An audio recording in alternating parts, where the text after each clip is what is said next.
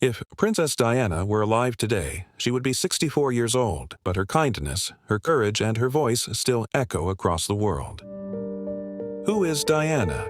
Who was Diana? Born into British aristocracy, Lady Diana Spencer had a privileged but lonely childhood. Her parents' bitter divorce shattered her world, and she longed for love. As a young woman, before she became a princess, she worked as a nanny and kindergarten teacher, until fate introduced her to Prince Charles in 1977. Just a few years later, she became the most beloved princess in the world. How Diana first met Charles.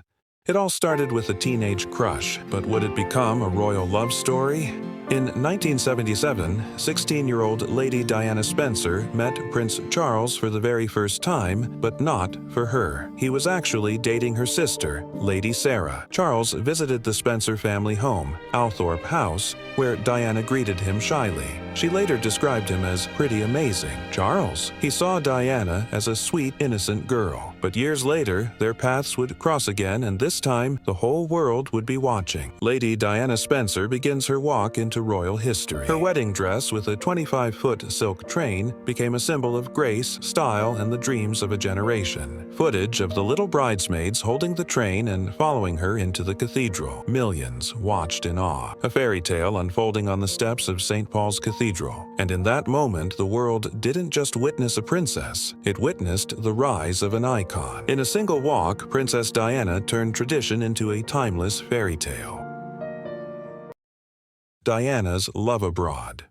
She was a royal icon, but did the world love her more than her own family? Princess Diana wasn't just adored in Britain, she was worshipped around the world. In Africa, she held children dying of AIDS. In Bosnia, she walked through active minefields. When Princess Diana visited Japan, she didn't just represent Britain, she honored an entire culture with a single, unforgettable gesture. In 1986, Princess Diana visited Japan with Prince Charles, but this wasn't just another royal tour. Diana stunned the world by wearing a Western polka dot dress beneath a traditional Japanese kimono. It wasn't fashion, it was a message, a gesture of cultural respect, elegance, and unity. That single moment became iconic, showing the world how royalty could bridge East and West.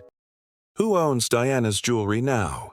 Did you know that Princess Diana's most iconic jewelry didn't disappear after her tragic death? After Diana passed in 1997, her priceless collection was inherited by her sons, Prince William and Prince Harry. One of the most famous pieces, her sapphire engagement ring, was given to William, and he later proposed to Kate Middleton with it. Kate has also worn Diana's lover's knot tiara and pearl earrings at royal events. Meanwhile, Meghan Markle received Diana's aquamarine ring and her butterfly earrings.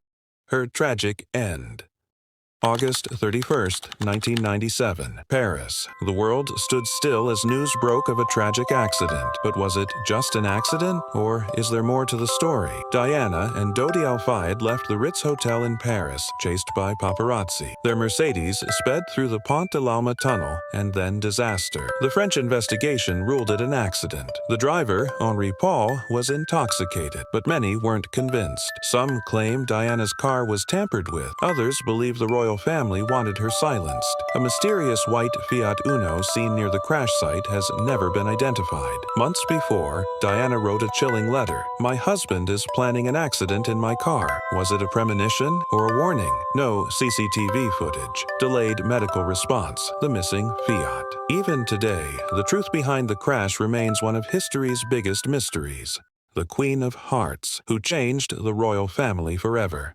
She was never meant to be queen, but she became the Queen of Hearts. Diana Spencer stepped into the royal spotlight with shy eyes and a pure heart. But behind palace walls, life was far from a fairy tale. She smiled for cameras, but cried in silence. While the world watched her every move, her soul slowly shattered. Diana changed the royal image not with power, but with compassion. She wasn't just a princess, she was a voice, a force, a legacy. When a princess died, the whole world cried. It was a day the world will never forget. Millions gathered carrying flowers, tears, and broken hearts. They came from every nation to say goodbye to the people's princess. A global silence for a woman who touched every soul she met, and even today, the world still remembers. And some goodbyes we never truly say.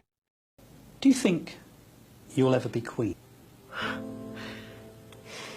No, I don't. No. Why do you think that?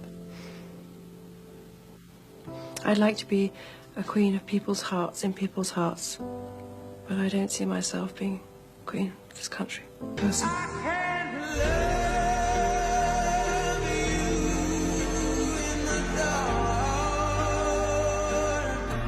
Subscribe to Yeah Media for more powerful stories of history's most iconic figures.